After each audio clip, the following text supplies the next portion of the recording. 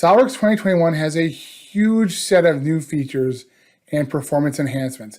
Let's take a closer look at some of them right now.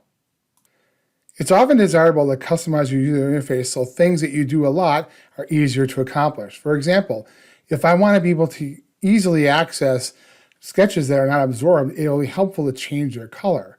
New in SOLIDWORKS 2021, when changing the color of system elements, you see now the color is listed on the right-hand column, so it's easier for you to find the object that you want to change. In this case, I want to change those gray color of inactive sketches to something more visible.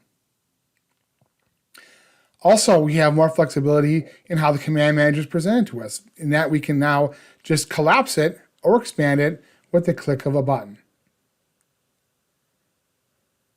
We also have control over how the quick access toolbar is presented, either in the traditional spot, or we can change it to show in the command manager on the far left.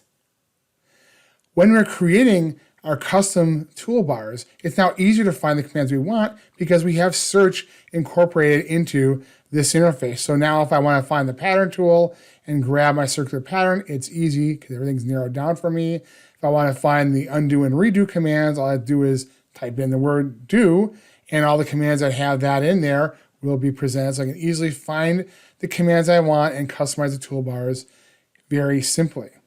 So now that I've changed my user interface to be the best it can be for me, I can easily accomplish my typical tasks such as extrusions and circular patterns in this case.